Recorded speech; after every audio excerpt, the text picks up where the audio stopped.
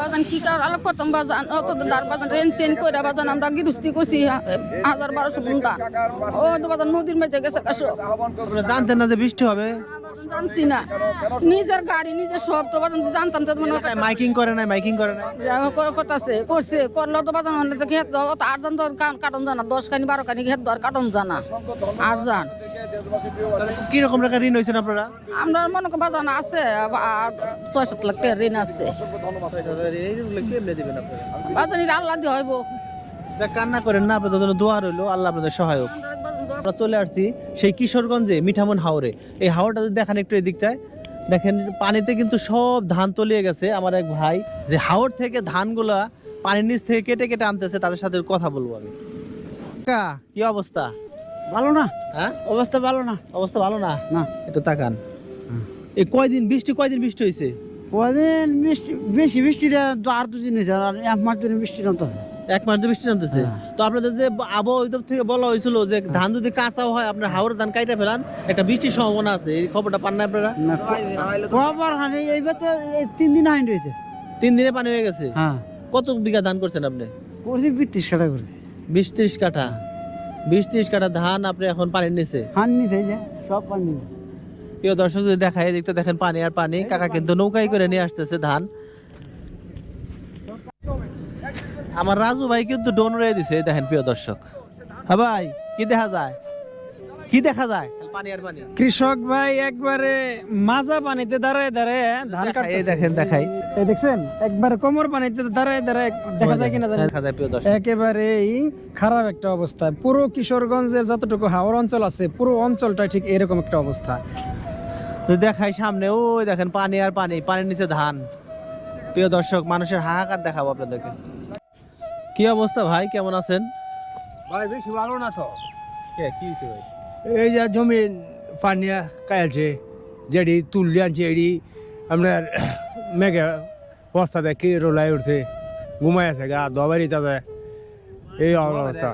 আমি একটা বাউর বাড়িতে আছি, সে বাউর বাড়িতে যারা থাকে তাদের সাথে কথা বলি। ভাই কেমন আছেন? ভাই বেশি ভালো না, ক্ষেত পড়তেছে পানি, বৃষ্টির পানি, ধান জ্বালাইতেছে। ধান দেখাই আপনাদেরকে, আসেন। এই দেখেন ধান, এই যে আমার পিছনে ধানের ধান, কিন্তু কত মন ধান হবে এখানে? প্রিয় দর্শক দেখেন 200 মন ধান। এই দেখেন ধান গেরাই গেছে। আহা রে, কি অবস্থা! এই অবস্থা হয়েছে। এখন আমরা যে চাউল হইতো না, তা শুকাইতে পারি না, এমন কষ্ট, কেঁচ কাটতে পারি না। আর এই যে বন্ধ জমি, এই যে পানি চলে। প্রিয় দর্শক যদি দেখায়, ধানগুলো দেখেন গেরা হয়ে গেছে। আহা, এর স্যার কি কষ্টের কি আছে? আমাদের দেশে এভাবে কিন্তু ধান গেরানোর পরে কিন্তু চারা ফেলানোর জন্য এভাবে দেয়, এভাবে কিন্তু পুরো ধানগুলো নষ্ট হয়ে গেছে। প্রিয় দর্শক, হ্যাঁ, বন্ধ পানি চলে আসে, বৃষ্টির পানি, বৃষ্টি পানি নিচে আছে, বৃষ্টির পানি চলে আসে, বন্যা এই অবস্থা। এখানে কত মন ধান হবে একটু দেখেন তো একটু। 200 মন ধান হইব। হ্যাঁ, 200 মন ধান হইব। প্রিয় দর্শক দেখেন 200 মন ধান, 200 মন ধান। প্রিয় দর্শক দেখেন কৃষকের তাহলে কি অবস্থা, দেন 200 মন ধান কিন্তু এখানে 200 মন ধান নষ্ট হয়ে গেছে প্রিয় দর্শক। হ্যাঁ, 200-র উপরে ধান। এবং এই ধানগুলা কিন্তু মানে বোনার জন্য যে গেরা হয়ে যায়, মানে এটা গেজা বলে, গেজা হয়ে গেছে। দেখেন প্রিয় দর্শক, গ্যাস হয়ে গেছে। এই ধানটা কিভাবে খাবে প্রিয় দর্শক? তো আপনারা কি জানতেন না যে বৃষ্টি হবে?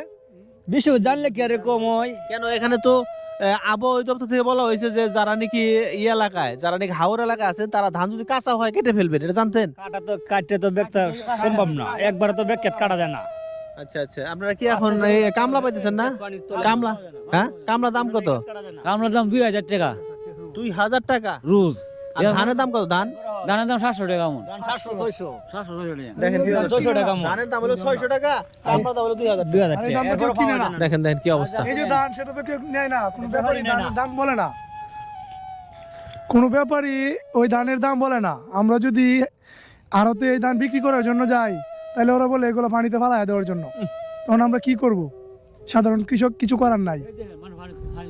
যাই হোক প্রিয় দর্শক, কৃষকের দুর্দশা, আমিও কৃষকের সন্তান। এই কৃষকের দুর্দশা, এই ভিডিওটা কিন্তু আপনারা শেয়ার করবেন, যাতে করে এই আপনার সরকার মহল বা সরকারি কর্মকর্তাদের চোখে পড়ে, এরা যেন ভর্তুকি পায়। বা এরা যেন একটা ক্ষতিপূরণ পায়। এদের এই ধান ছাড়া কিন্তু সারা বছর আর কিছুই নাই, কারণ সারা বছর ধান চাষ করার জন্য তারা এইখানটাতে ঘর করে এবং এইখানে থাকার পরে 6 মাস পরে ধান নিয়ে দেশে যাবে। এখন কি নিয়ে তারা দেশে যাবে, কি বিক্রি করে তাদের ঋণ সারবে?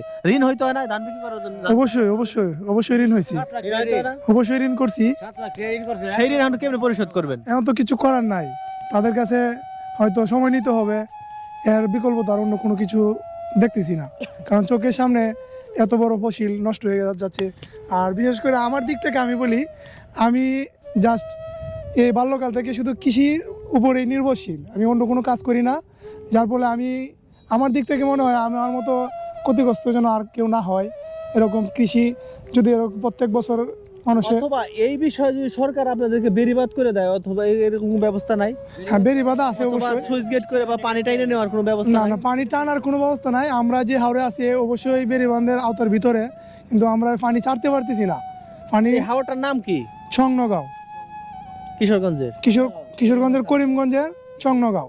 আচ্ছা, এই যে মিঠামন কি এইটাই? না না, মিঠামন এটা না, মিঠামন আরো সামনে, সামনে এটা করিমগঞ্জ, এটা করিমগঞ্জের আওতারভুক্ত।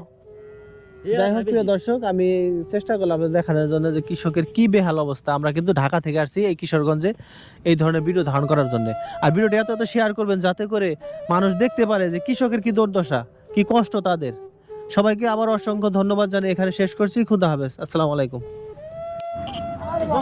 আমার ধান এই 1000 মন ধান হলে আমার তো ধরেন আমি 1200 মন ব্যস্ত আছে মানুষের, আমার 1200 মন ব্যস্ত চলে। কতটা অসহায় হলে একটা কাকা কান্না করে দিতে পারে, দর্শক আপনি ভাবেন। আসলে কাকা আপনার জন্য আমরা দোয়া করি, এবং কি এটা প্রশাসন দেখবে, আপনার জন্য কিছু একটা করবে কাকা। আচ্ছা বাবা, জানি যে আমি চাই আর কিছু আমি কি চাই, আমি চাই আর কিছু। কাকা, আমি শুনতে পেলাম যে আপনি 5 লক্ষ টাকা লোন, এই লোনটা কোথায় থেকে করছেন? হ্যাঁ, মিটাবে কিসে থেকে লোনটা করছেন? ব্যাংকে থেকে নাকি ব্রাক থেকে? ব্যাংকে আছে তোমার ইয়াতে আছে, এনজিও তো। এনজিও আছে। মোট কত লক্ষ টাকা লোন করছেন বললেন?